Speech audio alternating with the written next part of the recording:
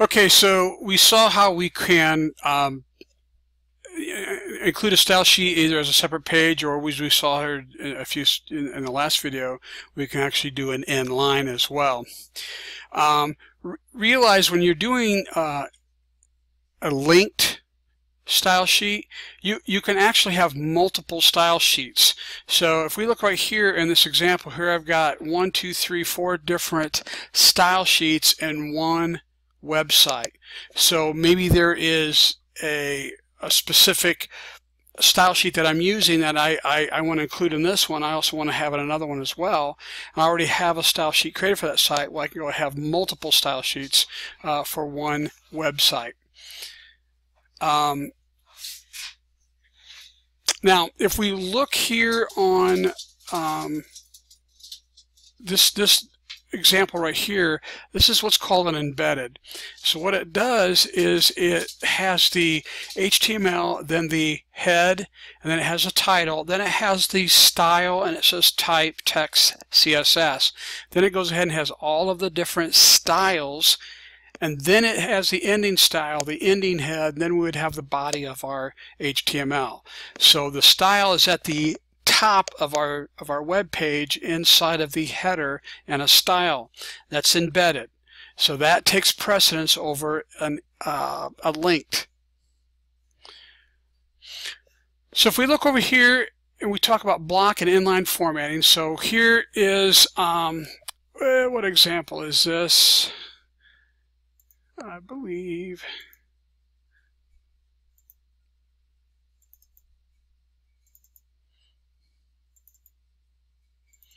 this example, no, it's not example 2.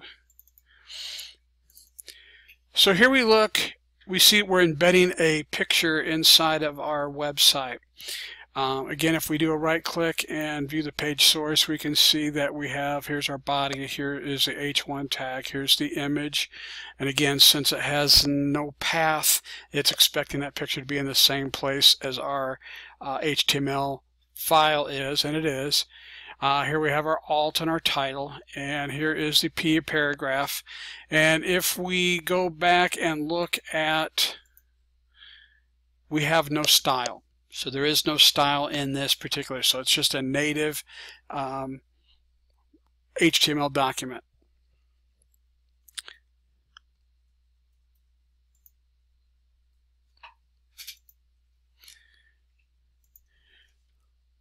So then if we go ahead and include a different style and we look at the next one,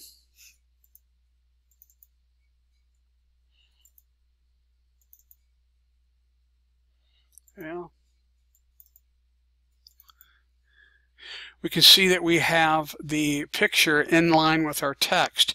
But you'll notice, again, if we look at the source code, it just basically has the text going along, and we have an image tag right smack dab in the middle of our text. So how does it look? Well, it looks just like that. So the text just appears, it pushes all the text down because of the alignment of the image as the bottom aligns with the text.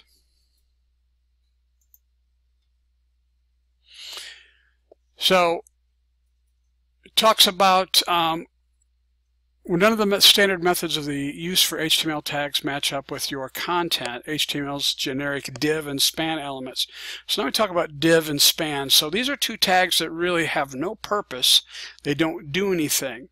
All they do is hold a style information.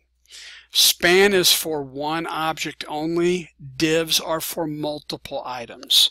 Okay, so if we have just one line of text, we probably would use, or one item, we would use a span. If we have multiple within there, we would use a div tag. And so divs are just like any other tags and spans. We have a beginning and we have a closing tag. So if we take a look at the next example,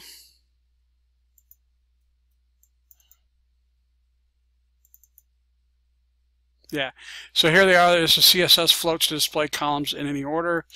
Again, that was just a div tag, class post, ID post. Okay, so the div tag, notice we've got our beginning div tag here, and here's our ending div tag down here. Here's another div tag. It's got class info.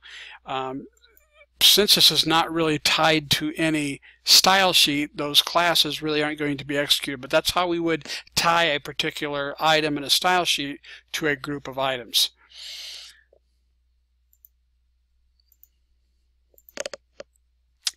So let's take a look at,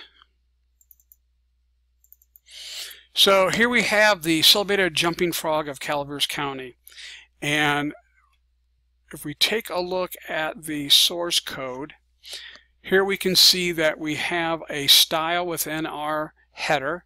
So we got style, here's our body, here's H1 an image, and here is a P first line. So basically the P is our P tag, and first line is going to basically be inside of that. So come down here, and here's our P from the celebrated blah, blah, blah, blah, blah. Here's a BR, which is a line break. Notice we have a slash at the end of it. A BR does not have an ending tag, so we always put a slash at the end of the tag, within the tag itself, to show that we are done. Here we have an image. We have an alt tag. Here we have the H1. Here's our P, here's our P, our P. Now the first line is going to do just that. If we go back to the book,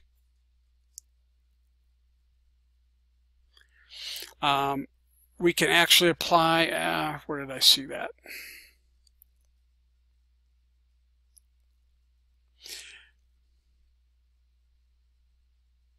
Yeah, here it is. So here we have first line, applies to the first letter of an element. Okay, so this is going to apply to the first letter of the element. So if we look over here, here I have P first line, so it's going to happen to the I, which is going to basically make the font weight equal to bold. So if we take a look at that, notice that the first line of every paragraph is bolded. Okay. I'm sorry, that's first letter. First line applies to the first line. Before, generate content before an element. After, generates content after an element. So first line applies to the first line of whatever that element you're dealing with.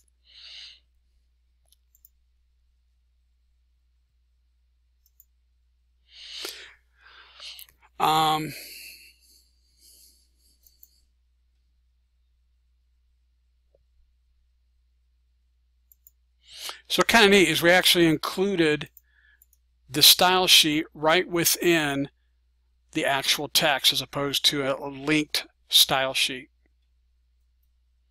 So we just have a P tag at the beginning, and again the first line of every tag, meaning, now here's kind of the wild thing about this, is if I shrink this down, that first line is going to change as far as how many words are basically going to be bolded. So notice it says in compliance with the request of a friend of mine who wrote me from, and as I make it bigger, more text keeps getting more bolded because of the size of the screen.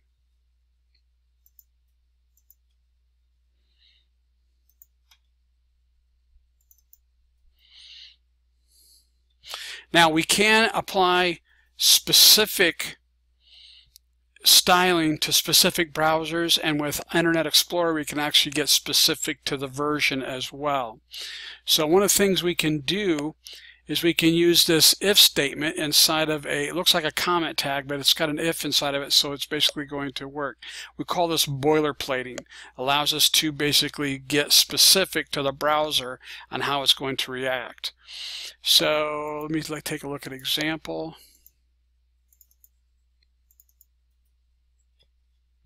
So if we take a look at this bullet point, if I do a right click and go to the source, there it says, if it's IE8, apply this style, else it's just going to apply that style as it's going to apply that style first, and if it's IE8, it's going to apply that style. So if we look, notice we have IE8. We look at that. It looks like that. We open up that guy. It basically looks like that.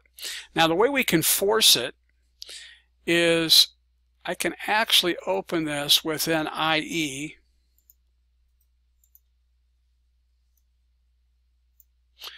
But what IE version is actually probably 11. If I hit F12,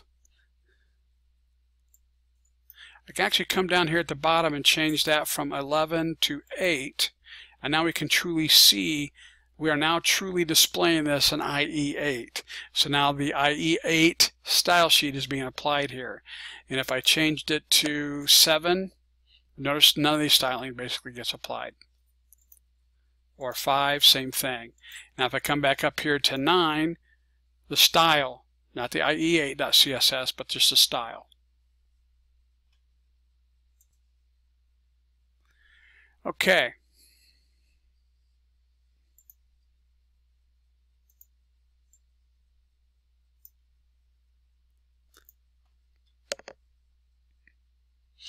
We can get very extensive. We can say if it's less than IE7, if it's IE7, if it's IE8, if it's greater than IE8. So we can get very specific in the different stylings that we want to here. So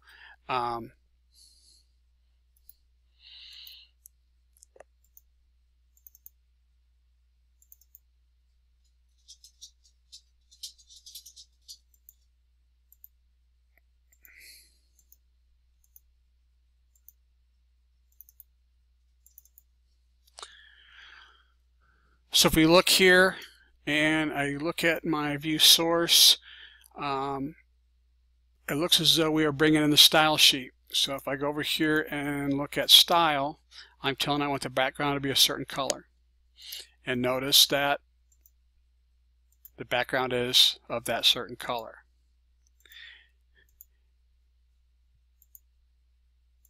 Look at example 10.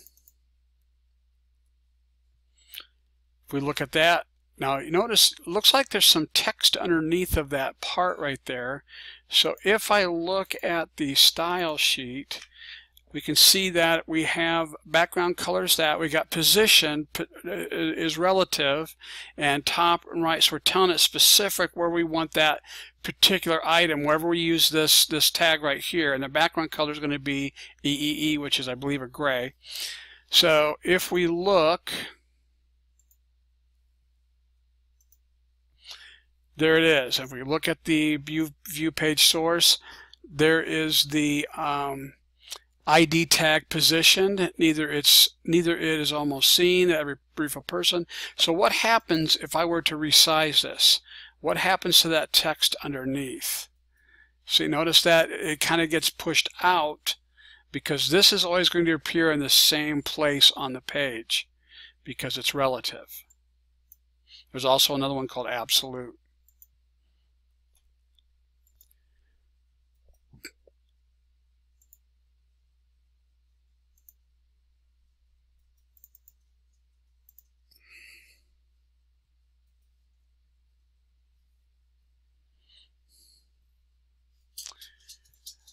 Take a look at the last one.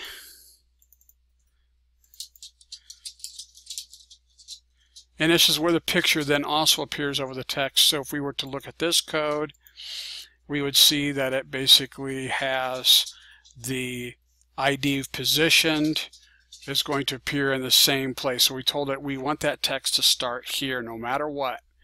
Even though that image is going to appear, the text is going to appear underneath of it because that's where we told it to start.